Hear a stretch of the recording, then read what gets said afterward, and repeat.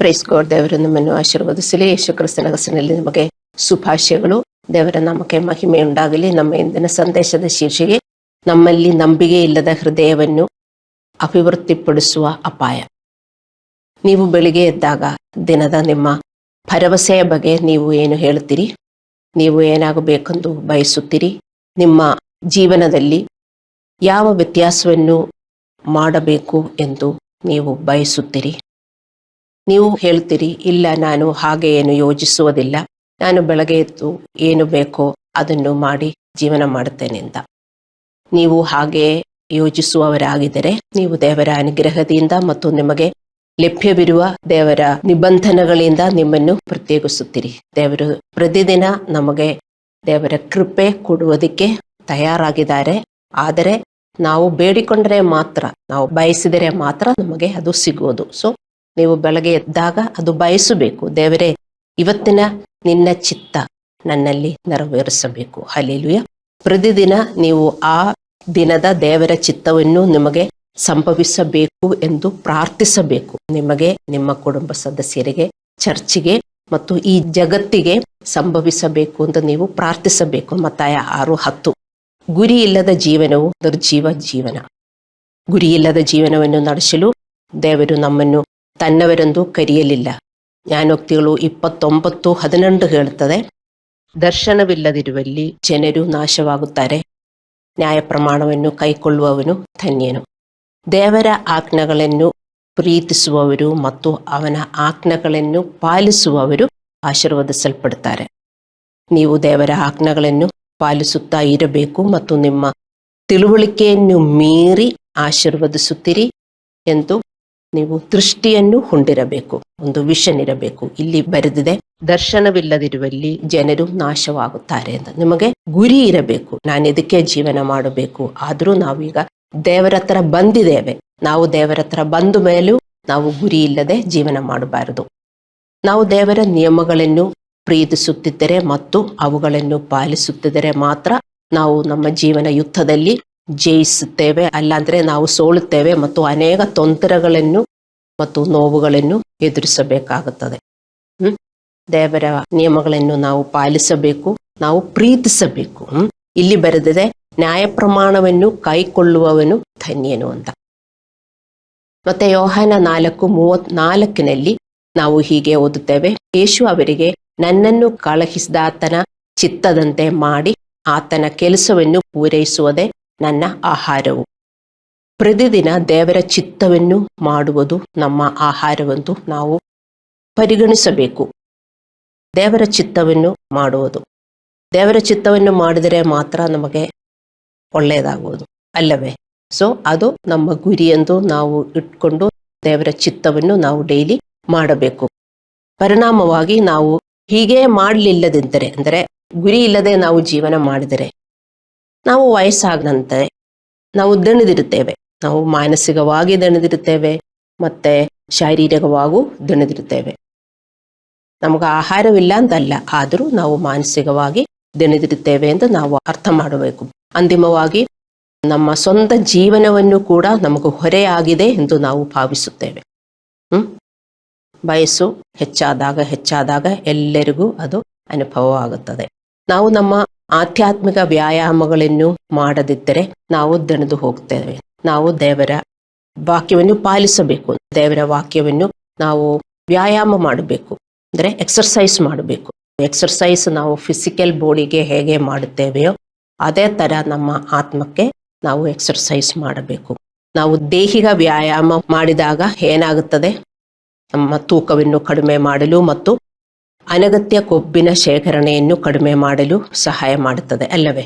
ಅದು ಹೆಚ್ಚು ಆರೋಗ್ಯಕರ ದೈಹಿಕ ಹೃದಯವನ್ನು ಹೊಂದಲು ನಮಗೆ ಸಹಾಯ ಮಾಡುತ್ತದೆ. ನಾವು ಫಿಸಿಕಲ್ ಎಕ್ಸರ್ಸೈಸ್ ಮಾಡಿದರೆ, ಶಾರೀರಿಕ ಎಕ್ಸರ್ಸೈಸ್ ಮಾಡಿದರೆ ನಮ್ಮ ದೇಹಕ್ಕೆ ಒಳ್ಳೆಯದಾಗುತ್ತದೆ, ಅಲ್ಲವೇ?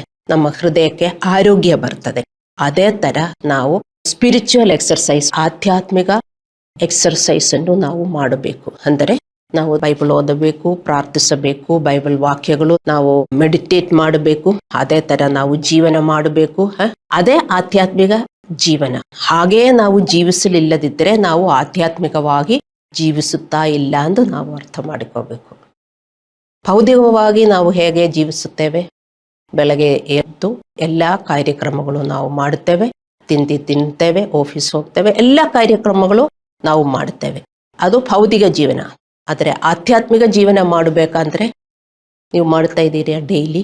ಬರೀ ಚರ್ಚ್ಗೆ ಬಂದು ಹೋಗುವುದಲ್ಲ ಆಧ್ಯಾತ್ಮಿಕ ಜೀವನ. ಡೈಲಿ ನೀವು ಆಧ್ಯಾತ್ಮಿಕ ಜೀವನ ಮಾಡಬೇಕು. ಹಲ್ಲೆಲೂಯಾ. ಅಂದರೆ ಬೈಬಲ್ ಓದಬೇಕು, ಪ್ರಾರ್ಥಿಸಬೇಕು, ಆರಾಧನೆ ಮಾಡಬೇಕು. ನಾವು ಬೈಬಲ್ ಪ್ರಕಾರ, ಅಂದರೆ ವಾಕ್ಯಗಳ ಪ್ರಕಾರ ಜೀವನ ಮಾಡಬೇಕು. ವಾಕ್ಯಗಳ ಪ್ರಕಾರ ಜೀವನ ಮಾಡಿದ್ರೆ ಮಾತ್ರ ನಾವು ಆಧ್ಯಾತ್ಮಿಕವಾಗಿ ಜೀವಿಸುತ್ತಾ ಇದ್ದೇವೆ. ಭೌತಿಕವಾಗಿ ನಾವು ಜೀವಿಸುತ್ತಾ ಇದ್ದೇವೆ ಎಂದು ನಮಗೆ ಹೆಂಗೆ ಗೊತ್ತು? ನಾವು ಭೌತಿಕವಾಗಿ ಎಲ್ಲ ಮಾಡುತ್ತಾ ಇದ್ದೇವೆ ಅಲ್ಲವೇ? So we are living physically. If you are living spiritually, you have to obey all what God says every day. ದೇವರ ವಾಕ್ಯಗಳ ಪ್ರಕಾರ ನಾವು ಜೀವಿಸಿದರೆ ಮಾತ್ರ ನಾವು ಆಧ್ಯಾತ್ಮಿಕವಾಗಿ ಜೀವನ ಮಾಡುತ್ತೇವೆ. ಆಧ್ಯಾತ್ಮಿಕ ಕ್ಷೇತ್ರದಲ್ಲೂ ಇದೇ ಥರ ನಾವು ವ್ಯಾಯಾಮ ಮಾಡಬೇಕು. ನಾವು ಪ್ರತಿದಿನ ಆಧ್ಯಾತ್ಮಿಕ ವ್ಯಾಯಾಮಗಳನ್ನು ಮಾಡುವಾಗ ಅದು ಪಾಪಗಳನ್ನು ಸಂಗ್ರಹಿಸುವುದನ್ನು ನಿಲ್ಲಿಸಲು ನಮಗೆ ಸಹಾಯ ಮಾಡುತ್ತದೆ. ನಾವು ಫಿಸಿಕಲ್ ಎಕ್ಸರ್ಸೈಸ್ ಮಾಡಿದಾಗ ನಮಗೆ ಏನಾಗುತ್ತದೆ? ನಮ್ಮ ತೂಕವು ಕಮ್ಮಿ ಆಗುತ್ತದೆ. ನಮ್ಮ ಎಕ್ಸ್ಟ್ರಾ ಫ್ಯಾಟ್ ಎಲ್ಲ ಅಕ್ಯುಮುಲೇಟ್ ಆಗಿದ್ರೆ ಅದೆಲ್ಲ ಹೊಟ್ಟೋಗುತ್ತದೆ ಅಲ್ಲವೇ? ಅದಕ್ಕೆ ನಾವು ರೆಗ್ಯುಲರ್ ಆಗಿ ಜಾಗಿಂಗ್ ಹೋಗುವುದು, ವ್ಯಾಯಾಮ ಮಾಡುವುದು. ಆದರೆ ಫ್ಯಾಟ್ ಎಲ್ಲ ಅಕ್ಯುಮುಲೇಟ್ ಆಗುವುದಿಲ್ಲ. ಅದೇ ಥರ ಪಾಪಗಳು ಅಕ್ಯುಮುಲೇಟ್ ಆಗಬಾರದು, ಭಾರಗಳು ಅಕ್ಯುಮುಲೇಟ್ ಆಗಬಾರದು. ಪಾಪಗಳು, ಭಾರಗಳು, ನಮಗಿಲ್ಲಿ ವಾಕ್ಯ ಇದೆ, ಇಬ್ರಿಯರಿಗೆ 12:1-2 ಹೇಳುತ್ತದೆ, ನಾವು ಎಲ್ಲ ಭಾರವನ್ನು ಸುಲಭವಾಗಿ ಹತ್ತಿಕೊಳ್ಳುವ ಪಾಪವನ್ನು ನಾವು ತೆಗೆದಿಟ್ಟು ಯೇಸುವಿನ ಮೇಲೆ ದೃಷ್ಟಿ ಇಟ್ಟು ನಮ್ಮ ಮುಂದೆ ಇಟ್ಟಿರುವ ಓಟವನ್ನು ತಾಳ್ಮೆಯಿಂದ ಓಡೋಣ ಅಂತ. ನಾವು ಆಧ್ಯಾತ್ಮಿಕ ಜೀವನದಲ್ಲಿ ಓಡುವುದಕ್ಕೆ ಕರೆದಿರುವುದು. ಅದು ಓಡುವುದಕ್ಕೆ ನಮ್ಮ ಭಾರ ಅಂದರೆ ನಮ್ಮ ವರೀಸು, ನಮ್ಮ ಪ್ರಾಬ್ಲಮ್ಸು, ನಮ್ಮ ಸಮಸ್ಯೆಗಳು, ನಾವು ಅದೆಲ್ಲ ಹೊತ್ತಿಕೊಂಡ್ರೆ ನಾವು ಓಡುವುದು. ಮತ್ತು ಪಾಪದ ಭಾರ, ಇದೆರಡೂ ನಾವು ಹೊತ್ತಿಕೊಂಡಿದ್ದರೆ ನಮಗೆ ಓಡಕ್ಕಾಗಲ್ಲ. ನಾವು ಅದೆಲ್ಲ ದೇವರ ಮೇಲೆ ಇಟ್ಟು ಪಾಪದ ಸಮಸ್ಯೆಯನ್ನು ನಾವು ನಿಭಾಯಿಸಿದರೆ ಮಾತ್ರ ನಮಗೆ ಓಡಕ್ಕಾಗುವುದು. ಮೊದಲನೇ ತಿಮೋತಿನಿಗೆ 4:7-8 ಹೇಳುತ್ತದೆ, ಕೇವಲ ಪ್ರಾಪಂಚಿಕವಾದ ಕಥೆಗಳನ್ನು ತಳ್ಳಿಬಿಟ್ಟು ನೀನು ದೇವಭಕ್ತಿಯ ವಿಷಯಗಳಲ್ಲಿ ಸಾಧನೆ ಮಾಡಿಕೊ. ದೇಹ ಸಾಧನೆಯು ಸ್ವಲ್ಪ ಮಟ್ಟಿಗೆ ಪ್ರಯೋಜನವಾಗಿದೆ, ಭಕ್ತಿಯಾದರೂ ಎಲ್ಲ ವಿಧದಲ್ಲಿ ಪ್ರಯೋಜನವಾದದ್ದು. ಅದಕ್ಕೆ ಇಹಪರಗಳಲ್ಲಿಯೂ ಜೀವ ವಾಗ್ದಾನ ಉಂಟು. ಅರ್ಥವಾಯ್ತಲ್ಲೇ? ನಮಗೆ ನೋವಿಲ್ಲದೆ ಯಾವುದೇ ಲಾಭ ಇಲ್ಲ. There is no pain, no gain. Exercise ಮಾಡುವುದಕ್ಕೂ ನಮಗೆ ಪೇನ್ ಇದೆ.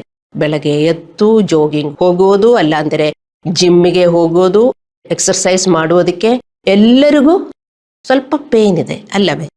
ಪೇನ್ ಇದೆ ಅಂತ ಹೇಳ್ಕೊಂಡು ಮಲಗಿದರೆ ನೀವು ಹಿಂಗೆ ಗುಂಡಾಗಿ ಬರ್ತೀರಿ. ಮತ್ತೆ ನಡೆಯೋಕ್ಕೂ ಆಗಲ್ಲ ಅಲ್ಲವೇ? ಏನು ತಿನ್ನಕ್ಕಾಗಲ್ಲ. ಏನಾದರೂ ತಿಂದರೆ ನಿಮಗೆ ರೋಗ ಬರ್ತದೆ ಅಲ್ಲವೇ? ಅದೇ ಥರ ನಾವು ಅರ್ಥ ಮಾಡಿಕೋಬೇಕು. ಸ್ಪಿರಿಚುವಲ್ ಎಕ್ಸರ್ಸೈಸು ನಾನು ಹೇಳಿರೋದೆಲ್ಲ, ಅಲ್ಲಾಂದರೆ ದೇವರಿಗೆ ಹೇಳುವುದೆಲ್ಲ ಮಾಡುವುದಕ್ಕೆ ನಮ್ಗೆ ಸ್ವಲ್ಪ ಪೇನ್ ಇದೆ. ನಮಗೆ ಮಾಡಬೇಕು ಅಂತ ಅನಿಸುವುದಿಲ್ಲ. ಆದರೆ ಮಾಡುವುದಕ್ಕೆ ಪೇನ್ ಇದೆ. ಮಾಡಲಿಲ್ಲ ಅಂದರೆ ಏನು ಗೇನ್ ಇಲ್ಲ, ನೋವು ಇಲ್ಲದೆ ಏನು ಲಾಭ ಇಲ್ಲ ಅಂತ ಅರ್ಥ ಮಾಡ್ಕೋಬೇಕು. ದೇವರ ವಾಕ್ಯದ ವಿಧೇಯತೆಯ ನೋವನ್ನು ನಾವು ತೆಗೆದುಕೊಳ್ಳದೆ ನಮಗೆ ಯಾವುದೇ ಲಾಭವಿಲ್ಲ. ದೇವರ ಮಕ್ಕಳೇ ಅರ್ಥ ಮಾಡಿಕೊಳ್ಳಿ. ಅದು ನೋವು ಎಂದು ಹೇಳಿದರೆ ಬೆಳಗ್ಗೆ ಎದ್ದು ಪ್ರಾರ್ಥನೆ ಮಾಡಬೇಕು, ಬೆಳಗ್ಗೆ ಎದ್ದು ಬೈಬಲ್ ಓದಬೇಕು, ಬೆಳಗ್ಗೆ ಎದ್ದು ಮೆಡಿಟೇಟ್ ಮಾಡಬೇಕು, ಮತ್ತೆ ಅದೆಲ್ಲ ನಮ್ಮ ಬ್ರೈನಲ್ಲಿ ಸಂಗ್ರಹಿಸಬೇಕು. ಯಾಕೆ? ಅದೇ ಥರ ನಮಗೆ ಜೀವನ ಮಾಡೋಕ್ಕೆ. ಇದೆಲ್ಲ ನೀವು ನೋವು ಎಂದು ಹೇಳಿದರೆ ನಮಗೇನು ಪ್ರಯೋಜನ ಉಂಟಾಗುವುದಿಲ್ಲ ಅಂತ ಅರ್ಥ ಮಾಡಿಕೋಬೇಕು ದೇವರಿಂದ. ಮತ್ತಾಯ 15:18-20 ಯೇಸುದೇವರು ಹೇಳ್ತಾರೆ, ಆದರೆ ಬಾಯೊಳಗಿಂದ ಹೊರಗೆ ಹೊರಡುವಂತವುಗಳು ಹೃದಯದೊಳಗಿಂದ ಬಂದು ಮನುಷ್ಯನನ್ನು ಹೊಳೆ ಮಾಡುತ್ತವೆ. ಯಾಕೆಂದರೆ ಹೃದಯದೊಳಗಿಂದ ಕೆಟ್ಟ ಆಲೋಚನೆಗಳು, ಕೊಳೆಗಳು, ಆಧಾರಗಳು, ಜಾರತ್ವಗಳು, ಕಳ್ಳತನಗಳು, ಸುಳ್ಳು ಸಾಕ್ಷಿ, ದೇವದೂಷಣಗಳು ಹೊರಬರುತ್ತವೆ. ಇಂಥವುಗಳೇ ಮನುಷ್ಯನನ್ನು ಹೊಳೆ ಮಾಡುತ್ತವೆ. ಆದರೆ ಕೈ ತೊಳ್ಕೊಳ್ಳದೆ ಊಟ ಮಾಡುವುದು ಮನುಷ್ಯನೇ ಹೊಳೆ ಮಾಡುವುದಿಲ್ಲ ಅಂತನು. ನಾವು ಕೈ ತೊಳೆಯದೆ ಊಟ ಮಾಡುವುದಿಲ್ಲ, ಮಾಡ್ತೀವ? ಇಲ್ಲ. ನಾವು ಯಾವಾಗಲೂ ಕೈ ಕ್ಲೀನಾಗೇ ಇಡ್ತೇವೆ. ಸ್ವಲ್ಪ ಏನಾದರೂ ಗಲೀಜಿದ್ರೆ ತಕ್ಷಣ ನಾವು ವಾಶ್ ಮಾಡ್ತೇವೆ. ಏಕೆಂದ್ರೆ ಕೈ ಸ್ವಲ್ಪ ಸ್ವಚ್ಛವಾಗಿರಬೇಕು, ಕ್ಲೀನಾಗಿರಬೇಕು. ಅಲ್ಲವೇ? ಅದೇ ಥರ ನಾವು ಅರ್ಥ ಮಾಡಿಕೋಬೇಕು ನಮ್ಮ ಹೃದಯ. ಯಾಕೆ ಕೈ ಯಾವಾಗಲೂ ತೊಳೆಯಬೇಕು? ಬೆಳಗ್ಗೆ ತೊಳೆದ್ರೆ ಸಾಕಲ್ಲ, ಚೆನ್ನಾಗಿ ಸರ್ಫು, ವಾಷಿಂಗ್ ಪೌಡ್ರು ಎಲ್ಲ ಹಾಕ್ಬಿಟ್ಟು ತೊಳೆದ್ರೆ ಸಾಕಲ್ಲ, ಒಂದೇ ಸಾರಿ ತೊಳೆದಿದ್ದಾರಲ್ಲ ಸಾಕಲ್ಲ. ಅಲ್ಲ, ಎಷ್ಟೊಂದು ಬಾರಿ ನಾವು ಅಲ್ಲಿ ಟಚ್ ಮಾಡಿದ್ರೆ ಎಲ್ಲ ಕಡೆ ಧೂಳಿರುತ್ತದೆ, ಕೊಳೆ ಇರುತ್ತದೆ, ಮತ್ತೆ ಕೈ ಒಂಥರ ಅಂಟಂಟಾಗುತ್ತದೆ, ನಾವು ಕೈ ವಾಶ್ ಮಾಡ್ತೇವೆ. ಅದೇ ತರ ನಾವು ಅರ್ಥ ಮಾಡ್ಕೋಬೇಕು, ನಮ್ಮ ಹೃದಯದಲ್ಲಿ ಕೊಳೆ ಹಂಗೆ ಬಂದು ಬೀಳ್ತಾ ಇರುತ್ತದೆ. ಅಲ್ಲವೇ? ಆ ಕೊಳೆಗಳು ಆವಾಗ ನಾವು ಕ್ಲೀನ್ ಮಾಡಬೇಕು. ದೈನಂದಿನ ಆಧ್ಯಾತ್ಮಿಕ ವ್ಯಾಯಾಮವಿಲ್ಲದೆ, ವ್ಯಾಯಾಮ ಅಂದರೆ ದೇವರ ಆಜ್ಞೆಗಳನ್ನು ಪಾಲಿಸುವುದು. ನಮ್ಮ ಹೃದಯವು ಶುದ್ಧವಾಗುವುದಿಲ್ಲ, ಯಾವಾಗಲೂ ಅದು ಗಲೀಜಾಗೇ ಇರುತ್ತದೆ. ನಮ್ಮ ಹೃದಯಗಳು ಸಮಸ್ಯೆಗಳು ಮತ್ತು ಪಾಪಗಳ ಭಾರದಿಂದ ತುಂಬಿರುತ್ತವೆ. ನಮ್ಮ ಹೃದಯಗಳು ಕಲುಷಿತವಾಗಲು ತುಂಬಾ ಸುಲಭ.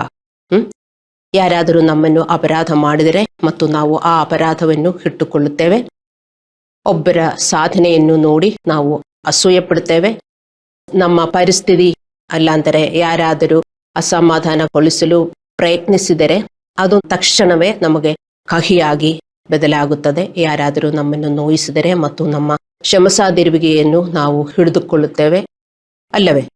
ಮತ್ತೆ ವಿಷಯಗಳು ಕಠಿಣವಾಗುತ್ತಾ ಇದ್ದರೆ ಅಥವಾ ನೀವು ಅನಾರೋಗ್ಯದಿಂದ ಬಳಲುತ್ತಾ ಇದ್ದರೆ ನೀವು ದುಃಖಿತರಾಗಿರುತ್ತೀರಿ, ನಕಾರಾತ್ಮಕ ಚಿಂತೆ ಮತ್ತು ಭಯಭೀತರಾಗಿರುತ್ತೀರಿ. ಸಂಪೂರ್ಣವಾಗಿ ನಮಗೆ ಸಮಾಧಾನ ಇಲ್ಲ. ನಮ್ಮ ಹೃದಯದಲ್ಲಿ ಸಮಾಧಾನ ಇಲ್ಲದಿದ್ದರೆ ಅರ್ಥ ಮಾಡಿಕೋಬೇಕು, ನಮ್ಮ ಹೃದಯದಲ್ಲಿ ಕೊಳೆ ಇದೆ. ನಮ್ಮ ಕೈಯು ಸ್ವಚ್ಛವಾಗಿದ್ದರೆ ನಮಗೆ ಚೆನ್ನಾಗಿ ಅನಿಸುತ್ತದೆ.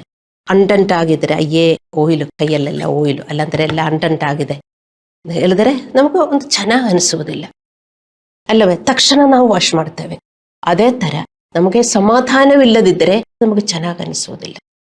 ಸಮಾಧಾನ ಕೆಡಿಸಿರೋದು ಏನು ಎಂದು ನಾವು ಗುರುತಿಸಬೇಕು.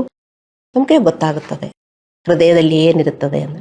ದುಃಖ ಇರಬಹುದು, ಭಯ ಇರಬಹುದು, ಅಲ್ಲಾಂದರೆ ಕ್ಷಮಿಸದಿರುವಿಕೆ ಇರಬಹುದು, ಕೆಟ್ಟ ಆಲೋಚನೆಗಳು ಇರಬಹುದು. ಅದು ನಾವು ಕಂಡಿಡಿದು ಅದು ನಾವು ಹೊರಗಾಕಬೇಕು, ಸ್ವಚ್ಛಗೊಳಿಸಬೇಕು. ಬರೀ ದೇವರೇ ಕ್ಷಮಿಸು ಎಂದು ಹೇಳುವುದಲ್ಲ, ಮತ್ತು ದೇವರ ವಾಕ್ಯದ ಪ್ರಕಾರ ನಾವು ಮೆಡಿಟೇಟ್ ಮಾಡಬೇಕು. ನಮ್ಮ ಕೈ ಕೊಳೆ ಆದರೆ ನೋಡಿ, ಕೆಲವು ಸೋಪಲ್ಲಿ ನಾವು ವಾಶ್ ಮಾಡಿದರೂ ನಮ್ಗೆ ಮತ್ತು ಅಯ್ಯೇ ಇದೇನು ಇನ್ನೂ ಸೋಪ್ ಚೆನ್ನಾಗಿಲ್ವಲ್ಲ, ಇನ್ನೂ ಕೈ ವಾಶ್ ಆಗಲಿಲ್ವಲ್ಲ ಅಂತ ಹೇಳಿ ಮತ್ತು ನಾವು ಇನ್ನೂ ಜಾಸ್ತಿ ಸೋಪ್ ಹಾಕ್ತೇವೆ, ಅಲ್ಲಾಂದರೆ ಬೇರೆ ಏನಾದರೂ ಹಾಕಿ ನಾವು ಕೈ ವಾಶ್ ಮಾಡ್ತೇವೆ. ಸ್ವಚ್ಛವಾಗಬೇಕು, ಅಲ್ಲವೇ? ಅದೇ ತರ ನಮ್ಮ ಹೃದಯ ಶುದ್ಧವಾಗಿರಬೇಕು ಅಂದ್ರೆ ನಮ್ಮ ಹೃದಯದಲ್ಲಿ ಸಮಾಧಾನವಿರಬೇಕು. ಸಮಾಧಾನವಿರಬೇಕಂದ್ರೆ ನಾವು ಮೆಡಿಟೇಟ್ ಮಾಡಬೇಕು, ವಾಕ್ಯಗಳು ಆರಾಧಿಸಬೇಕು, ಪ್ರಾರ್ಥಿಸಬೇಕು. ಈ ಮೂರು ಇದೇ ಸೋಪು, ಡಿಟರ್ಜೆಂಟ್ ಸೋಪು. ನಾವು ಮೆಡಿಟೇಟ್ ಮಾಡಬೇಕು, ದೇವರನ್ನ ಆರಾಧಿಸಬೇಕು, ಪ್ರಾರ್ಥಿಸಬೇಕು. ಇದು ಮೂರು ನಾವು ಬಿಟ್ಬಿಟ್ರೆ ಮತ್ತು ಕೊಳೆಯಾಗಿ ನಮ್ಮ ಹೃದಯ ಭಾರದಿಯಿಂದ ತುಂಬಿರುತ್ತದೆ. ಮತ್ತು ಆಗಾಗೇ ತುಂಬಿರುತ್ತದೆ. ಒಂದು ಸಾರಿ ಎರಡು ಸಾರಿ ಎಲ್ಲ ನಾವು ಕ್ಲೀನ್ ಮಾಡಬೇಕಾಗಿರುವುದು. ಕೈಯಾದರೂ ನೋಡಿ, ನಾವು ಒಂದು ಸಾರಿ ಎಲ್ಲ ನಾವು ವಾಶ್ ಮಾಡುವುದು, ಎಷ್ಟೊಂದು ಸಾರಿ ನಾವು ವಾಶ್ ಮಾಡಬೇಕಾಗತ್ತೆ ಕೈ, ಅಷ್ಟೊಂದು ಕೊಳೆ ಆಗುತ್ತದೆ. ಅದೇ ತರ ಅದಕ್ಕಿಂತ ಜಾಸ್ತಿ ನಮ್ಮ ಹೃದಯ ಕೊಳೆ ಆಗ್ತಾ ಇರುತ್ತದೆ. ನಾವು ಅದು ನೋಡಿಬಿಟ್ಟು ಅದು ಸ್ವಚ್ಛಗೊಳಿಸುತ್ತಾ ಇರಬೇಕು. ಹಲ್ಲೆಲೂಯಾ. ಹೀಗಾಗಿ ನಮ್ಮ ಹೃದಯಗಳು ಹೆಚ್ಚಿನ ಸಮಯವು ಭಾರದಿಂದ ಅಲ್ಲಾಂದರೆ ಅಶುದ್ಧತೆಯಿಂದ ತುಂಬಿರುತ್ತದೆ. ಜ್ಞಾನೋಕ್ತಿಗಳು 4:23 ಹೇಳುತ್ತದೆ, ನಿನ್ನ ಹೃದಯವನ್ನು ಬಹು ಜಾಗರೂಕತೆಯಿಂದ ಕಾಪಾಡಿಕೋ, ಅದರೊಳಗಿಂದ ಜೀವಧಾರಗಳು ಹೊರಡುವವು. ನಮ್ಮ ಹೃದಯದಿಂದ, ನಮ್ಮ ಫಿಸಿಕಲ್ ಬಾಡಿಗೆ ಜೀವ ಬರುವುದು ನಮ್ಮ ಹೃದಯದಿಂದ, ಅಲ್ಲವೇ? ನಮ್ಮ ಫಿಸಿಕಲ್ ಹೃದಯ ಚೆನ್ನಾಗಿದ್ದರೆ ನಮ್ಮ ಫಿಸಿಕಲ್ ಬಾಡಿನೂ ಚೆನ್ನಾಗಿರ್ತದೆ. ನಮ್ಮ ಹೃದಯಕ್ಕೆ ಏನಾದರೂ ಕಾಯಿಲೆ ಆಗಿದರೆ ನಮಗೆ ತಕ್ಷಣ ಅದು ಅನುಭವವಾಗುತ್ತದೆ ನಮ್ಮ ಬಾಡಿಯಲ್ಲಿ, ಅಲ್ಲವೇ? ಅದೇ ತರ ನಮ್ಮ ಸ್ಪಿರಿಚುವಲ್ ಹೃದಯ ಚೆನ್ನಾಗಿಲ್ಲದಿದ್ರೆ ತಕ್ಷಣ ನೋಡಿ, ನಮ್ಮ ಮುಖದಲ್ಲೆಲ್ಲ ಏನೋ ಒಂದು ಸಂತೋಷನೇ ಇಲ್ಲ, ಹೃದಯದಲ್ಲಿ ಕೊಳೆ ಇದೆ, ಹೃದಯ ಚೆನ್ನಾಗಿ ಇಟ್ಕೊಂಡಿಲ್ಲ. ಅದಕ್ಕೆ ತಕ್ಷಣ ಅದು ನಮ್ಮ ಡ್ಯೂಟಿ. ನಾವು ನಮ್ಮ ಮನೆ ಆದರೂ ಏನಾದ್ರೂ ಕೊಳೆ ಆದ್ರೆ ತಕ್ಷಣ ನಾವು ಕ್ಲೀನ್ ಮಾಡ್ತೇವೆ. ನನ್ಗೆ ಗೊತ್ತಿಲ್ಲ ನಿಮ್ಮ ಮನೆ ನೀವು ಹೇಗೆ ಇಟ್ಟಿದ್ದೀರಿ ಅಂತ. ನಾವೆಲ್ಲರೂ ಸಾಮಾನ್ಯವಾಗಿ ನಾವು ಹಾಗೇ ಇಡುವುದು. ಅಲ್ಲವೇ? ಸ್ವಲ್ಪ ಡಸ್ಟ್ ಆದರೂ ನಾವು ಡಸ್ಟ್ ಎಲ್ಲ ಒರೆಸಿ ಚೆನ್ನಾಗಿ ಇಡುತ್ತೇವೆ. ಅಲ್ಲಾಂದ್ರೆ ನಮಗೆ ಚೆನ್ನಾಗಿ ಅನಿಸೋದಿಲ್ಲ. ಕೊಳೆಯಾಗಿರುವ ಮನೆಯಲ್ಲಿ, ಅಲ್ಲಾಂದ್ರೆ ಫುಲ್ಲು ಧೂಳಿರುವ ಮನೆಯಲ್ಲಿ ನಾವು ಜೀವನ ಮಾಡಿದರೆ ನಮಗೆ ಒಳ್ಳೇದನಿಸುತ್ತದಾ? ಇಲ್ಲ. ಅದೇ ತರ ನಮ್ಮ ಹೃದಯದಲ್ಲಿ ಧೂಳಿದರೆ, ನಮ್ಮ ಹೃದಯದಲ್ಲಿ ಅಶುದ್ಧಿ ಇದ್ದರೆ, ನಮ್ಮ ಹೃದಯದಲ್ಲಿ ಭಾರವಿದ್ದರೆ ನಮಗೆ ಸಮಾಧಾನ ಅನಿಸೋದಿಲ್ಲ ಎಂದು ನಾವು ಅರ್ಥ ಮಾಡಿಕೊಂಡು, ಮತ್ತು ನಾವು ಉಪಯೋಗಿಸುವ ವಾಶ್ ಮಾಡುವ ಸೋಪುಗಳು ಏನು? ಪ್ರಾರ್ಥನೆ, ಆರಾಧನೆ ಮತ್ತು ಮೆಡಿಟೇಷನ್. ನಮ್ಮ ಹೃದಯವನ್ನು ಎಲ್ಲ ನಕಾರಾತ್ಮಕ ಮತ್ತು ಪಾಪಪೂರ್ಣ ಆಲೋಚನೆಗಳಿಂದ ತುಂಬಿರುತ್ತೇವೆ. ಈ ರೀತಿಯ ಆಲೋಚನೆಗಳು ದೇವರಿಂದ ನಮ್ಮ ಸಂಬಂಧವನ್ನು ಮತ್ತು ದೇವರ ಆಶೀರ್ವಾದವನ್ನು ತಡೆಯುತ್ತದೆ. ನಮ್ಮ ಹೃದಯದಲ್ಲಿ ಪೀಸ್ ಇರಬೇಕು. ಪೀಸ್ ಇದ್ರೆ ಮಾತ್ರ ದೇವರು ನಮಗಾಗಿ ಏನಾದರೂ ಮಾಡ್ತಾ ಇರ್ತಾರೆ. ಬರೀ ಪ್ರಾರ್ಥಿಸಿದರೆ ದೇವರು ಮಾಡ್ತಾರೆ ಎಂದು ನೀವು ತಿಳ್ಕೊಳ್ಳಬಾರದು. ಪ್ರಾರ್ಥಿಸಿ ಹೃದಯದಲ್ಲಿ ನಾವು ಪೀಸ್ ಇಟ್ಕೊಂಡಿರಬೇಕು. ನಿನ್ನ ಹೃದಯವನ್ನು ಬಹು ಜಾಗರೂಕತೆಯಿಂದ ಕಾಪಾಡಿಕೋ, ಅದರೊಳಗಿಂದ ಜೀವಧಾರಗಳು ಹೊರಡುವವು. ನಮ್ಮ ಫಿಸಿಕಲ್ ಹೃದಯ ನಾವು ಎಷ್ಟು ಚೆನ್ನಾಗಿ ಇಟ್ಕೋಬೇಕು ಅಂತ ನಮಗೆ ಗೊತ್ತು. ಎಲ್ಲರೂ ಹೃದಯಕ್ಕೆ ಏನು ಬೇಕು, ಹಾರ್ಟಿಗೆ ಏನು ಒಳ್ಳೆ ಫುಡ್ ನಮಗೆ ಗೊತ್ತು. ಯಾವ ಯಾವ ಫುಡ್ ಹಾರ್ಟಿಗೆ ಚೆನ್ನಾಗಿದೆ ಅಂತ ಆ ಫುಡ್ ನಾವು ತಕ್ಕೊಳ್ತೇವೆ, ಮತ್ತೆ ಎಕ್ಸರ್ಸೈಸ್ ಮಾಡ್ತೇವೆ. ಎಲ್ಲ ಮಾಡಿಕೊಂಡು ನಮ್ಮ ಹೃದಯವನ್ನು ನಾವು ಚೆನ್ನಾಗಿ ಇಡ್ತೇವೆ. ಅದೇ ತರ ಸ್ಪಿರಿಚುವಲ್ ಹೃದಯವನ್ನು ನಾವು ಚೆನ್ನಾಗಿ ಇಟ್ಕೋಬೇಕು. ದೇವರ ಮಕ್ಕಳೇ, ಚೆನ್ನಾಗಿ ಇಡೋದಂದ್ರೆ ಪೀಸ್ ಇರಬೇಕು. ಹಲ್ಲೆಲೂಯಾ. ನೆಕ್ಸ್ಟ್ ವೀಕ್ ನಾನು ಜಾಸ್ತಿ ಮಾತಾಡ್ತೀನಿ ಅದರ ಬಗ್ಗೆ. ನಮ್ಮ ಹೃದಯಗಳನ್ನು ಶಾಂತಿಯಿಂದ ಮತ್ತು ಪವಿತ್ರತೆಯೊಂದಿಗೆ ಕಾಪಾಡುವುದು ಅಷ್ಟು ಸುಲಭವಲ್ಲ. ಈ ಪೀಸ್ ನಮಗೆ ಸಿಗುವುದು ಅಷ್ಟು ಸುಲಭವಲ್ಲ. ನಮಗೆ ಹಲವಾರು ಸಹಾಯವನ್ನು ಬೇಕಾಗುತ್ತದೆ. ನಿನ್ನ ಹೃದಯವನ್ನು ಬಹು ಜಾಗರೂಕತೆಯಿಂದ ಕಾಪಾಡಿಕೊ. So this is not an easy job. ನಾವು ಕೆಲಸ ಮಾಡಬೇಕು. ಅದಕ್ಕೆ ನಮಗೆ ಕೆಲಸ ಮಾಡುವುದಕ್ಕೆ ದೇವರೆಲ್ಲದೂ ಕೊಟ್ಟಿದ್ದಾರೆ. ನೋಡಿ, ದೇವರು ಇದನ್ನು ತನ್ನ ಚರ್ಚ್ ಮೂಲಕ ನಮಗೆ ಒದಗಿಸುತ್ತಾನೆ. ಎಬ್ರಿಯರಿಗೆ 3:13 ನಾವು ಓದುತ್ತೇವೆ, ನಿಮ್ಮಲ್ಲಿ ಒಬ್ಬರಾದರೂ ಪಾಪದಿಂದ ಮೋಸ ಹೋಗಿ ಕಡಿನರಾಗದಂತೆ ಈ ಹೊತ್ತು ಎಂಬ ಕಾಲವು ಇರುವ ತನಕ ಪ್ರತಿನಿತ್ಯವೂ ಒಬ್ಬರನ್ನೊಬ್ಬರು ಎಚ್ಚರಿಸಿ. ಮತ್ತೆ ಯೆರೆಮೀಯ 17:9 ಹೇಳುತ್ತದೆ, ಹೃದಯವು ಎಲ್ಲದಕ್ಕಿಂತಲೂ ವಂಚಕ, ಗುಣವಾಗದ ರೋಗಕ್ಕೆ ಒಳಗಾಗಿದೆ, ಅದನ್ನು ಯಾರು ತಿಳಿದಾರೋ.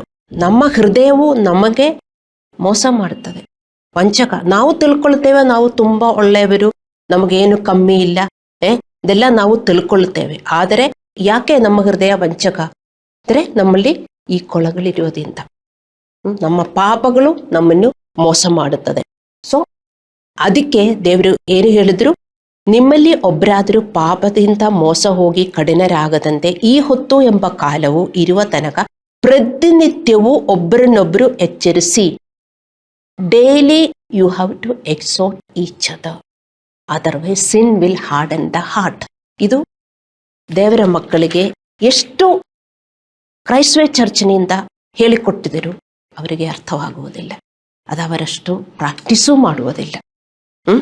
ನಮಗೆ ಒಂದೊಂದು ದೇವರ ಆಜ್ಞೆಗಳು ಇಂಪಾರ್ಟೆಂಟ್ ಆಗಿದೆ. ದೇವರ ಮಕ್ಕಳೇ ಅರ್ಥ ಮಾಡಿಕೊಳ್ಳಿ. ಬರೀ ಜ್ಞಾನಸ್ನಾನ ತಕ್ಕೊಳ್ಳೋದು ಅಲ್ಲ ನಮಗೆ ಇಂಪಾರ್ಟೆಂಟ್, ಅದು ಫಸ್ಟ್ ಸ್ಟೆಪ್ಪು. ಅದರಿಂದ ಶುರು ಆಗುತ್ತದೆ. ಎಲ್ಲ ನಾವು ಒಬೆ ಮಾಡಬೇಕು. ಬರೀ ಜ್ಞಾನಸ್ನಾನ ತಕ್ಕೊಂಡ್ರೆ ಎಲ್ಲ ಆಗಿದೆ ಎಂದು ನೀವು ತಿಳ್ಕೋಬಾರದು.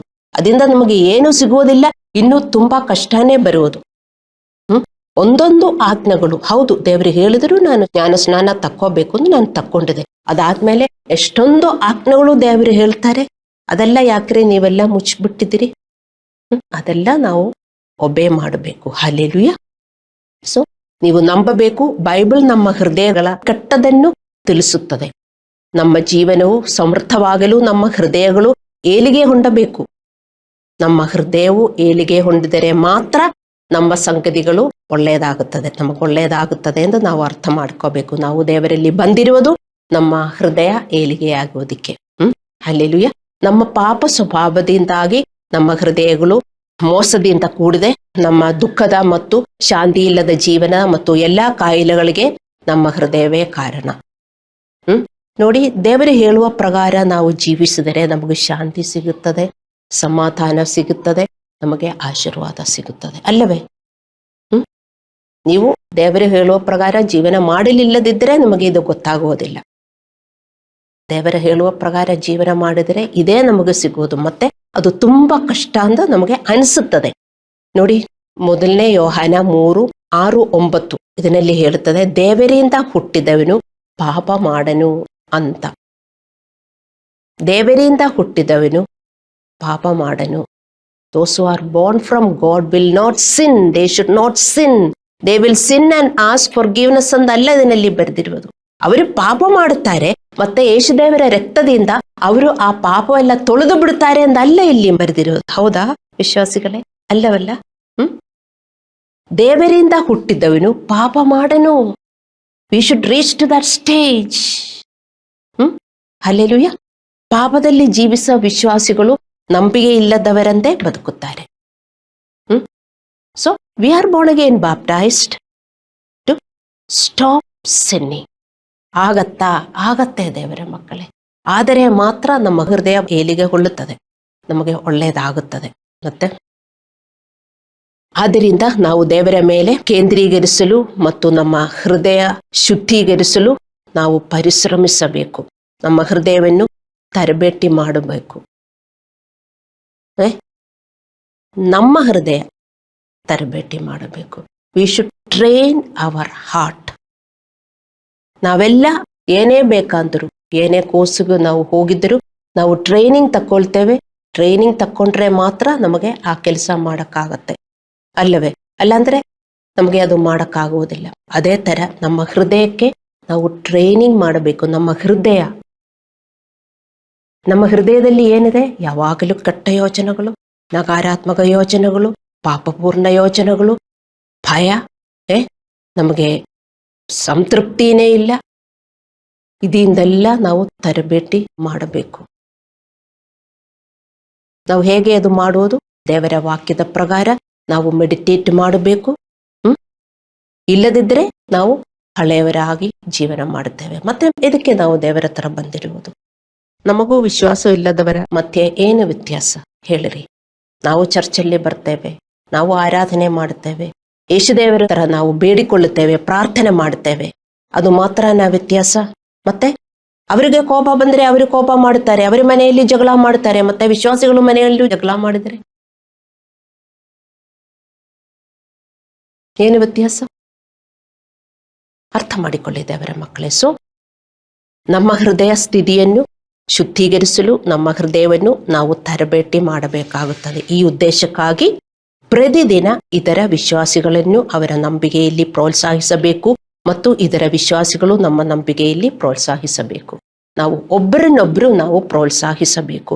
ಇದು ಚರ್ಚಿನ ಜವಾಬ್ದಾರಿಯಾಗಿದೆ. ಚರ್ಚ್ ಅಂದರೆ ಏನು? ಬಿಲ್ಡಿಂಗ್ ಅಲ್ಲ. ಚರ್ಚ್ ಅಂದರೆ ನಾವು ಒಬ್ಬೊಬ್ಬರು. ಅರ್ಥ ಮಾಡಿಕೊಳ್ಳಿ. ನಮ್ಮ ಒಬ್ಬೊಬ್ಬರ ಜವಾಬ್ದಾರಿಯಾಗಿದೆ. ನಾವು ಇನ್ನೊಬ್ಬರನ್ನು ಪ್ರೋತ್ಸಾಹಿಸಬೇಕು, ಅವರನ್ನ ಕರೆಕ್ಟ್ ಮಾಡಬೇಕು ಮತ್ತು ಇನ್ನೊಬ್ಬರಿಂದ ನಾವು ಅದು ಸ್ವೀಕರಿಸಬೇಕು. ಕರೆಕ್ಷನ್ ತಕ್ಕೊಳ್ಳಬೇಕು ಮತ್ತು ಪ್ರೋತ್ಸಾಹನೆ ತಕ್ಕೊಳ್ಳಬೇಕು.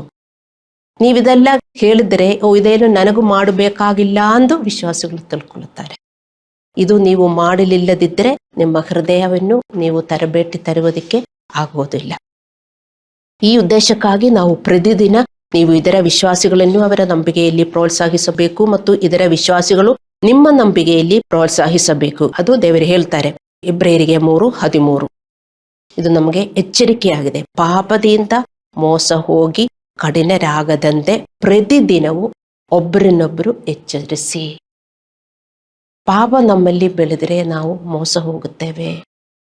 ನಾನಿದು ಹೇಗೆ ನಿಮಗೆ ಅರ್ಥ ಮಾಡಿಸ್ಕೊಡ್ಬೇಕು ಅಂತ ನನಗೆ ಗೊತ್ತಿಲ್ಲ.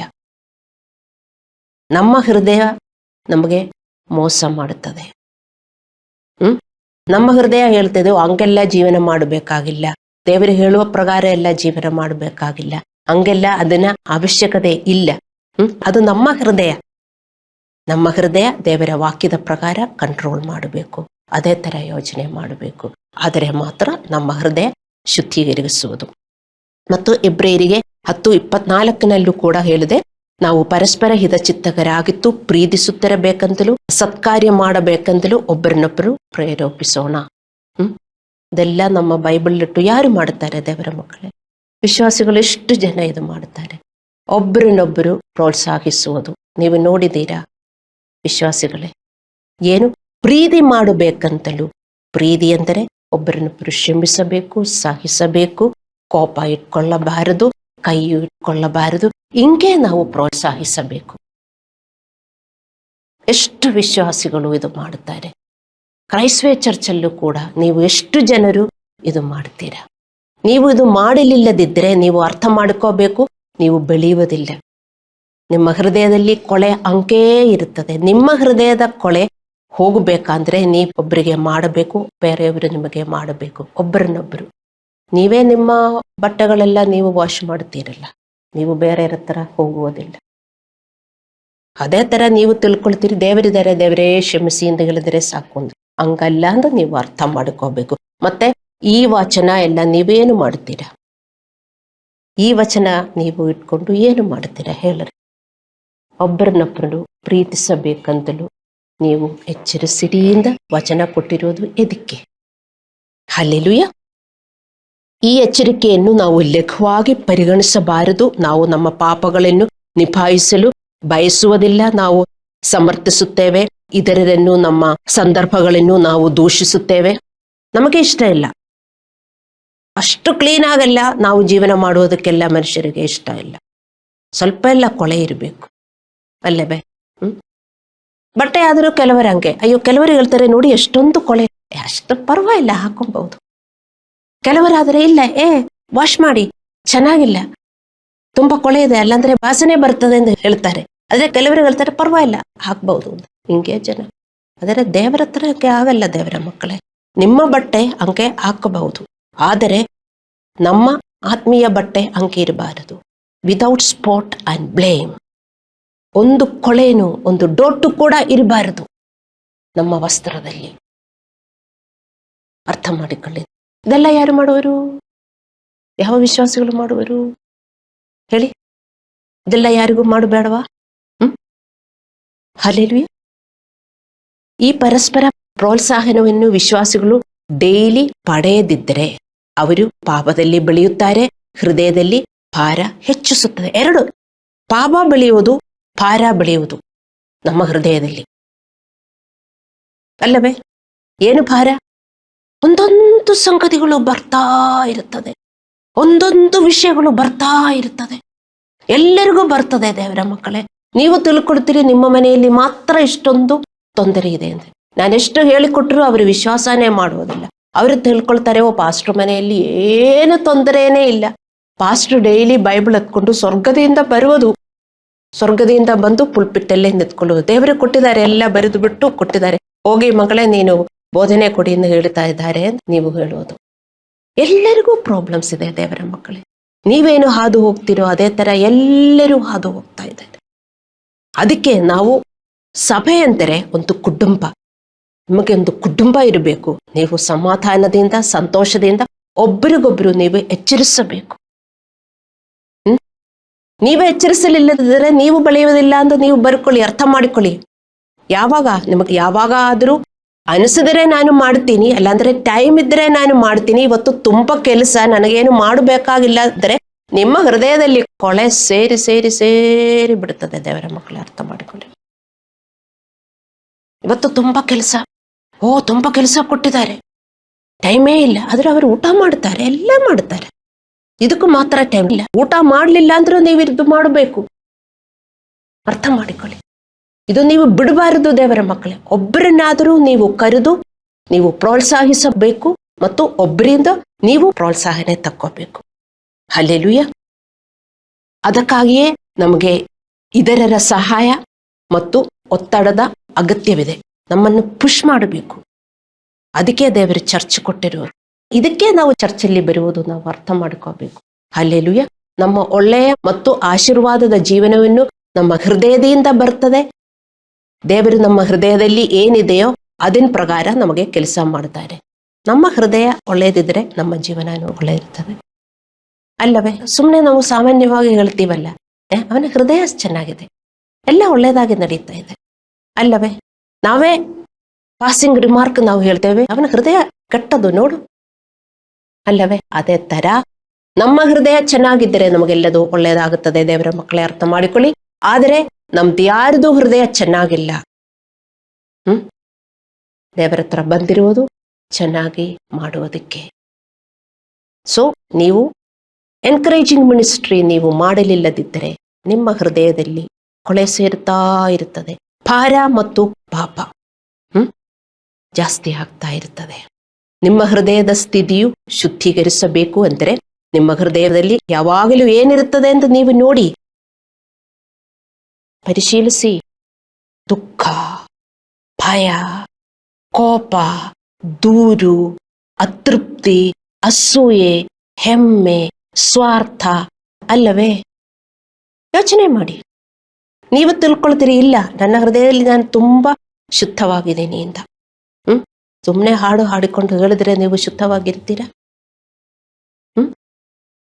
ನೀವು ಅರ್ಥ ಮಾಡಿಕೋಬೇಕು. ಹಲ್ಲೆಲೂಯಾ. ನಿಮ್ಮ ಹೃದಯದ ಸ್ಥಿತಿಯು ಈ ಸ್ಥಿತಿಯಿಂದ ಪ್ರೀತಿ, ಶಾಂತಿ ಮತ್ತು ಸಂತೃಪ್ತಿಗೆ ಏಳಿಗೆ ಹೊಂದಬೇಕು. ನಮ್ಮ ಹೃದಯದಲ್ಲಿ ಯಾವಾಗಲೂ ಪ್ರೀತಿ ಇರಬೇಕು, ಸಂತೋಷ ಇರಬೇಕು, ಸಮಾಧಾನ, ಸಂತೃಪ್ತಿ ಇರಬೇಕು. ಆಗತ್ತಾ? ಯಾರಿಗೂ ಆಗಲ್ಲ. Unless we train hour heart. ನಮ್ಮ ಹೃದಯಗಳು ನಾವು ಟ್ರೈನ್ ಮಾಡಲಿಲ್ಲದಿದ್ದರೆ ಇದು ಯಾರಿಗೂ ಈ ಸಂತೃಪ್ತಿ ಬರಲ್ಲ, ಈ ಸಮಾಧಾನ ಬರಲ್ಲ, ಈ ಪ್ರೀತಿ ಯಾರಿಗೂ ಬರಲ್ಲ. ಯಾರಿಗೆ ಈ ಎಕ್ಸರ್ಸೈಸ್ ಮಾಡಕ್ಕಾಗತ್ತೆ, ಟ್ರೈನ್ ಮಾಡಕ್ಕಾಗತ್ತೆ? ಯಾರಿಗೂ ಬೇಕೋ ಅವರಿಗೆ ಮಾತ್ರ. ನಿಮ್ಗೆ ಬೇಡ ಅಂದರೆ ನಿಮ್ಗೆ ಮಾಡಕ್ಕಾಗಲ್ಲ. ಬೇಕು ಅಂದಿರೋರಿಗೆ ಮಾತ್ರ ಇದು ಮಾಡಕ್ಕಾಗತ್ತೆ. ಬೇಕು ಅಂದಿರೋದು ನಿಮ್ಮ ಆಯ್ಕೆ ಅಲ್ಲ. ನೀವು ಕೊಳೆಯಾಗಿ ಇಟ್ಟರೆ ದೇವರಿಂದ ಏನು ಸಿಗುವುದಿಲ್ಲ ಅಂತ ನೀವು ಅರ್ಥ ಮಾಡಿಕೋಬೇಕು. ಹಲ್ಲೆಲೂಯಾ. ಇದು ಎಷ್ಟು ಸುಲಭವಲ್ಲ. ಶಾಂತಿ, ಸಮಾಧಾನ ಮತ್ತು ಸಂತೃಪ್ತಿಯಾಗಿ ನಮ್ಮ ಹೃದಯವನ್ನು ಇಟ್ಟುಕೊಳ್ಳುವುದು ಅಷ್ಟು ಸುಲಭವಲ್ಲ. ನಮಗೆ ದೈನಂದಿನ ಪ್ರೋತ್ಸಾಹ ಮತ್ತು ಬೆಂಬಲದ ಅಗತ್ಯವಿದೆ. ದೈನಂದಿನ ಪ್ರೋತ್ಸಾಹದ ಮತ್ತು ಬೆಂಬಲದ ಅಗತ್ಯವಿದೆ. ಚರ್ಚಿನಿಂದ ಅದು ನಿಮಗೆ ಕೊಡುತ್ತಾರೆ, ಆದರೆ ನಿಮಗೆ ಬೇಡ ಅಂತಾರೆ. ಇದೇ ಆಗುವುದು. ನೀವು ಬೈಬಲ್ ಓದ್ರಿ ದೇವರ ಮಕ್ಕಳೇ. ಆದರೆ ಒಬ್ಬರನ್ನೊಬ್ಬರು ನೀವು ಸಂಪರ್ಕಿಸುತ್ತಾ ಇದ್ದರೆ ನಿಮ್ಮ ಭಾರ ಕಮ್ಮಿ ಆಗುತ್ತದೆ, ನಿಮ್ಮ ಪಾಪನೂ ಕಮ್ಮಿ ಆಗುತ್ತದೆ. ಯಾರ್ಯಾರು ಇದು ಡೈಲಿ ಮಾಡ್ತಾ ಇಲ್ಲವೋ ಅವರ ಭಾರನೂ ಪಾಪನೂ ಜಾಸ್ತಿ ಆಗುತ್ತದೆ. ಹಲ್ಲೆಲೂಯಾ. ಸೊ ನಾವು ಈ ಪಾತ್ರಗಳಲ್ಲಿ ಬೆಳೆಯದಿದ್ರೆ ಅಂದರೆ ಸಂತೋಷ, ಪ್ರೀತಿ, ಸಮಾಧಾನ ಮತ್ತು ಸಂತೃಪ್ತಿ, ಈ ಪಾತ್ರಗಳಲ್ಲಿ ನಾವು ಬೆಳೆಯದಿದ್ರೆ ದುಷ್ಟ ಮತ್ತು ನಂಬಿಕೆ ಇಲ್ಲದ ಹೃದಯವು ನಮ್ಮಲ್ಲಿ ಬೆಳೆಯುತ್ತದೆ ಮತ್ತು ನಾವು ದೇವರಿಂದ ದೂರ ಹೋಗುತ್ತೇವೆ ಅಂತ ಇಬ್ರಿಯರಿಗೆ 3:12 ಬರೆದಿದೆ. ಈ ವಾಕ್ಯ ಹಿಂಗೆ ಬರೆದಿದೆ: ಸಹೋದರರೇ, ನೋಡಿಕೊಳ್ಳಿರಿ, ಜೀವ ಸ್ವರೂಪನಾದ ದೇವರನ್ನು ಬಿಟ್ಟು ಹೋಗುವ ಅಪನಂಬಿಕೆಯುಳ್ಳ ಕೆಟ್ಟ ಹೃದಯವು ನಿಮ್ಮೊಳಗೆ ಯಾವನಲ್ಲಿಯೂ ಇರಬಾರದು. ನಂಬಿಕೆ ಬೆಳೆಯುತ್ತದೆ ಅಲ್ಲ ಅಂದರೆ ಆಪೋಸಿಟ್ ಆಫ್ ನಂಬಿಕೆ ಏನು? ಭಯ, ಅತೃಪ್ತಿ, ಇದು ಬೆಳೆಯುತ್ತದೆ. ಭಯ ಬೆಳೆಯುತ್ತದೆ. ನಂಬಿಕೆ ಮತ್ತು ಭಯ ಎರಡೂ ಒಟ್ಟಿಗೆ ಹೋಗುವುದಿಲ್ಲ. ಏನೇ ಬಂದ್ರು ಇಲ್ಲ, ನನ್ನ ದೇವರಿದ್ದಾರೆ, ನನ್ನ ದೇವರಿರುವುದರಿಂದ ನನಗಿದಕ್ಕೆ ಪರಿಹಾರ ಉಂಟಾಗುತ್ತದೆ. ಆ ಸಂತೃಪ್ತಿ ಯಾವಾಗಲೂ ನಮ್ಮ ಹೃದಯದಲ್ಲಿ ಇರಬೇಕು ದೇವರ ಮಕ್ಕಳೇ. ಇದೇ ವಿಶ್ವಾಸದ ಜೀವನ. ಸೊ ಆದ್ದರಿಂದ ನೋಡಿ, ಸಹೋದರರೇ ನೋಡಿಕೊಳ್ಳಿರಿ, ಜೀವ ಸ್ವರೂಪನಾದ ದೇವರನ್ನು ಬಿಟ್ಟು ಹೋಗುವ ಅಪನಂಬಿಕೆಯುಳ್ಳ ಹೃದಯವನ್ನು ನಿಮ್ಮೊಳಗೆ ಯಾವನಲ್ಲಿಯೂ ಇರಬಾರದು. ಅದಕ್ಕೆ 13ನೇ ವಾಕ್ಯ ಹೇಳುತ್ತದೆ: ಪಾಪದಿಂದ ಮೋಸ ಹೋಗಬೇಡ್ರಿ, ಕಠಿಣರಾಗದಂತೆ ಪ್ರತಿದಿನವೂ ಒಬ್ಬರನ್ನೊಬ್ಬರು ಎಚ್ಚರಿಸಿ. ಅದಕ್ಕೆ ಇಬ್ರಿಯರಿಗೆ 3:12 ಆದ್ಮೇಲೆ 13ನಲ್ಲಿ ಹೇಳುವುದು ಪ್ರತಿದಿನವೂ ಎಚ್ಚರಿಸಿ. ಇಲ್ಲದಿದ್ದರೆ ಅಪನಂಬಿಕೆಯುಳ್ಳ ಹೃದಯದಿಂದ ನೀವು ಬೆಳೆಯುತ್ತೀರಿ, ನೀವು ದೇವರಿಂದ ದೂರ ಹೋಗ್ತೀರಿ ಅಂತ. ಇದು ಎಲ್ಲರಿಗೂ ಸಂಭವಿಸುತ್ತದೆ ದೇವರ ಮಕ್ಕಳೇ. ತುಂಬಾ ವಿಶ್ವಾಸಿಗಳು ಚರ್ಚ್ಗೆ ಹೋಗ್ತಾರೆ, ಆದರೂ ನೋಡಿ ಅವರ ಮುಖದಲ್ಲಿ ಒಂದು ಸಂತೋಷ ಇಲ್ಲ, ಸಮಾಧಾನ ಇಲ್ಲ. ಸುಮ್ಮನೆ ಅವರು ಚರ್ಚಲ್ಲಿ ಸೇರಿದರಲ್ಲ, ಅದಕ್ಕೆ ಹೋಗಿ ಬರುವರು. ಅವರಲ್ಲಿ ಸಮಾಧಾನ ಇಲ್ಲ, ಸಂತೃಪ್ತಿ ಇಲ್ಲ, ಪ್ರೀತಿ, ಈ 3 ಸ್ವಭಾವಗಳು ಅವರಲ್ಲಿ ಇರಬೇಕು. ವಿಶ್ವಾಸಿಗಳಾದರೆ ಈ 3 ಇರಬೇಕು, ಬರೀ ನಂಬಿಕೆ ಅಲ್ಲ. ಪ್ರೀತಿ, ಸಮಾಧಾನ, ನಂಬಿಕೆ. ಪ್ರೀತಿ, ಸಮಾಧಾನ, ನಂಬಿಕೆ. ಎಲ್ಲರಿಗೂ ನಂಬಿಕೆ ಇದೆ, ಪ್ರೀತಿ ಸಮಾಧಾನ ಆಬ್ಸೆಂಟ್. ಅದಕ್ಕೆ ಅವರು ವಿಶ್ವಾಸದಿಂದ ಹೋಗುವುದು. ಇದು 3 ನಮಗೆ ಬೆಳೆಯಬೇಕಂದ್ರೆ ನಾವು ಒಬ್ಬರನ್ನೊಬ್ಬರು ಎಚ್ಚರಿಸಬೇಕು ಅಂತ ಹೇಳ್ತದೆ. ಆದ್ದರಿಂದ ನಾವು ನಮ್ಮ ಆಧ್ಯಾತ್ಮಿಕ ಕುಟುಂಬವನ್ನು ಆದ್ಯತೆಯನ್ನಾಗಿ ಮಾಡಿಕೊಳ್ಳಬೇಕು ಮತ್ತು ಪ್ರತಿದಿನ ನಮ್ಮ ಚರ್ಚಿನಲ್ಲಿ ಕೆಲವು ಸಹೋದರ ಅಥವಾ ಸಹೋದರಿಯರನ್ನು ಪ್ರೋತ್ಸಾಹಿಸಿ ಅಥವಾ ಸೇರ್ಪಡಿಸಿ ಮತ್ತು ಪ್ರತಿದಿನ ಇದರಿಂದ ಪ್ರೋತ್ಸಾಹನ ಮತ್ತು ತಿದ್ದುಪಡಿಗಳು ನೀವು ಸ್ವೀಕರಿಸಬೇಕು ದೇವರ ಮಕ್ಕಳೇ. ನಾನು ಸುಮ್ಮನೆ ಬೋಧನೆ ಮಾಡಿ ಹೋಗುವುದಲ್ಲ, ನೀವೊಂದು ಕಿವಿಯಿಂದ ಕೇಳಿಸ್ಕೊಂಡು ಇನ್ನೊಂದು ಕಿವಿಯಿಂದ ಬಿಡುವುದಕ್ಕಲ್ಲ. ನೀವಿದು ಅಭ್ಯಾಸ ಮಾಡಬೇಕು. ಅಭ್ಯಾಸ ಮಾಡಲಿಲ್ಲದಿದ್ದರೆ ನಿಮ್ಮ ಭಾರ ಇನ್ನೂ ಜಾಸ್ತಿ ಆಗುತ್ತೆ. ನಾವು ಓಟವನ್ನು ಓಡಬೇಕಾಗವರು ಅಲ್ಲವೇ? ಏನು ನಾವು ತೆಗೆದಿಡಬೇಕು? ಭಾರವನ್ನು ಸುಲಭವಾಗಿ ಹತ್ತಿಕೊಳ್ಳುವ ಪಾಪವನ್ನು ಇಟ್ಟು ಮಾತ್ರ ನಾವು ಓಟವನ್ನು ಓಡಕ್ಕಾಗತ್ತೆ. ಮತ್ತೆ ಪಾಪವನ್ನು ಹೊತ್ತಿಕೊಂಡು ಭಾರವನ್ನು ಹೊತ್ತಿಕೊಂಡು ನಮಗೆ ಈ ಓಟ ಓಡಕ್ಕಾಗಲ್ಲ. ನಾವೆಲ್ಲರೂ ಸೇರಿನೇ ಓಟ ಓಡುವುದು. ಒಬ್ಬರನ್ನೊಬ್ಬರು ನಾವು ಸಹಾಯ ಮಾಡಬೇಕು ಓಟ ಓಡುವುದಕ್ಕೆ. ಹಲ್ಲೆಲೂಯ. ಸೊ ಇದನ್ನು ಪ್ರೀತಿಯ ಕೆಲಸ ಎಂದು ಕರೆಯಲಾಗುತ್ತದೆ. ಚರ್ಚಲ್ಲಿ ಈ ಪ್ರೀತಿಯ ಕೆಲಸ ಇರಬೇಕು. ನಮ್ಮ ಚರ್ಚಲ್ಲಿ ಈ ಪ್ರೀತಿಯ ಕೆಲಸ ಇದೆ.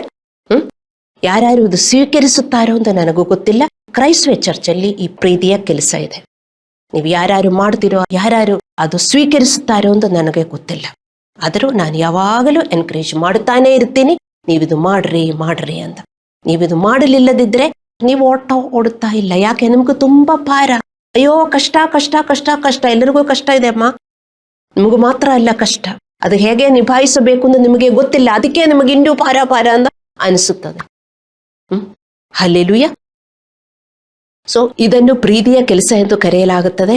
ಇದನ್ನು ನಾವು ಪ್ರತಿದಿನವೂ ನಿಮಗೆ ಟೈಮ್ ಇರುವಾಗ ಅಲ್ಲ ಅಂದರೆ ನಿಮಗೆ ಅನಿಸುವಾಗ ಅಲ್ಲ, ಅನಿಸಲಿಲ್ಲ ಅಂದರೂ ಕೂಡ ಮಾಡಬೇಕು. Kingdom of Heaven is taken by force and violence. ಕೆಲವೊಮ್ಮೆ ಬೇಡಪ್ಪ ಇವತ್ತು ಯಾರನ್ನು ಎನ್ಕರೇಜ್ ಮಾಡಬೇಡ ಅಂತ ನಮಗೆ ಅನಿಸುತ್ತದೆ. ಆವಾಗ ನೀವು ಜಾಸ್ತಿ ಮಾಡಬೇಕು. ಯಾಕೆಂದ್ರೆ ನೀವು ತುಂಬಾ ಡಲ್ ಆಗಿದ್ದೀರಿ ಅಂತ ಅರ್ಥ. ಸೊ ನೀವು ಇದನ್ನು ಪ್ರತಿದಿನ ಮಾಡಬೇಕು. ಇಲ್ಲದಿದ್ದರೆ ಪ್ರತಿದಿನ ನಾವು ಆಧ್ಯಾತ್ಮಿಕ ಯುದ್ಧದಲ್ಲಿ ಇದ್ದೇವೆ. ಯಾಕೆ ನಾವು ಪ್ರತಿದಿನ ಮಾಡಬೇಕು? ಯಾಕೆ ಪ್ರತಿದಿನ ಮಾಡಬೇಕು ಅಂತ ನಿಮಗೆ ಅರ್ಥವಾಯ್ತಲ್ಲ. ನೀವು ಪ್ರತಿದಿನ ಮನೆ ಗುಡಿಸ್ತೀರಿ, ಪ್ರತಿದಿನ ನೀವು ಸ್ನಾನ ಮಾಡ್ತೀರಿ, ಪ್ರತಿದಿನ ನಿಮ್ಮ ಬಟ್ಟೆ ವಾಶ್ ಮಾಡ್ತೀರಿ. ಅಂತವರ ಹತ್ರನೇ ನಾನು ಹೇಳುವುದು. ಕೆಲವರೊಂದು ಬಟ್ಟೆ ವಾಶ್ ಮಾಡುವುದಿಲ್ಲ, ಪ್ರತಿದಿನ ಸ್ನಾನ ಮಾಡುವುದಿಲ್ಲ, ಪ್ರತಿದಿನ ಮನೆ ಗುಡಿಸುವುದಿಲ್ಲ. ಹಂಗೆ ಇರಬಾರದು. ಡೈಲಿ ನಾವು ಇದೆಲ್ಲ ಮಾಡಿಕೊಂಡು ಹೋಗ್ಬೇಕು ಅಲ್ಲವೇ? ಅದೇ ತರ ನಾವು ಪ್ರತಿದಿನ ನಾವಿದು ಮಾಡಲಿಲ್ಲದಿದ್ರೆ, see those are not doing physically will not do spiritually also ಅಲ್ಲವೇ? ನಾವು ಪ್ರತಿದಿನ ಮಾಡಿಕೊಂಡು ಹೋಗಬೇಕು. ಯಾಕೆ 2 ದಿನ ನೀವು ಗುಡಿಸಲಿಲ್ಲ ಅಂದ್ರೆ ನಿಮ್ಮ ಮನೆಯೇ ನೋಡಿ ಎಷ್ಟೊಂದು ಕೊಳೆ ಆಗುತ್ತದೆ ಅಲ್ಲವೇ? ಅದೇ ತರ ಒಂದು ದಿನ ನೀವು ಮಾಡಲಿಲ್ಲ ಎಂದಿದ್ದರೆ ನಿಮ್ಮ ಭಾರ ಮತ್ತು ಪಾಪವನ್ನು ಹೆಚ್ಚಾಗುತ್ತದೆ. ದೇವರ ಮಕ್ಕಳೇ, ಅರ್ಥ ಮಾಡಿಕೊಳ್ಳಿ. ಪ್ರತಿದಿನ ಎಷ್ಟು ಸಾರಿ ಮಾಡಬೇಕೋ ಅಷ್ಟು ಸಾರಿ ಮಾಡಿದರೆ ಒಳ್ಳೆಯದು. ಒಂದೇ ಸಾರಿ ಅಲ್ಲ, ಒಬ್ಬರಿಗೆ ಅಲ್ಲ. ಆದರೆ ಒಂದು ಸಾರಿ ಆದರೂ ಮಾಡಲಿಲ್ಲದಿದ್ದರೆ ನಿಮ್ಮ ಭಾರ ಮತ್ತು ಪಾಪ ಹೆಚ್ಚಾಗುತ್ತೆ ಎಂದು ನೀವು ಅನ್ಕೊಳ್ಳಿ. ಹಂಗೆ ಇರಬಾರದು ದೇವರ ಮಕ್ಕಳೇ. ಹಲ್ಲೆಲೂಯ. ಹಂಗೆ ಇದ್ರೆ ಏನಾಗುತ್ತದೆ? ಇಬ್ರಿಯರಿಗೆ 3:12 ಹೇಳುತ್ತದೆ, ನಾವು ಜೀವ ಸ್ವರೂಪನಾದ ದೇವರನ್ನು ಬಿಟ್ಟು ಹೋಗುವ ಅಪನಂಬಿಕೆಯುಳ್ಳ ಕಟ್ಟ ಹೃದಯದಲ್ಲಿ ಬೆಳೆಯುತ್ತೇವೆ. ಸೊ ಎಚ್ಚರವಾಗಿರಿ. ನಾವು ಕಣ್ಣುಗಳನ್ನು ಮುಚ್ಚಿ ಪ್ರಾರ್ಥನೆ ಮಾಡೋಣ.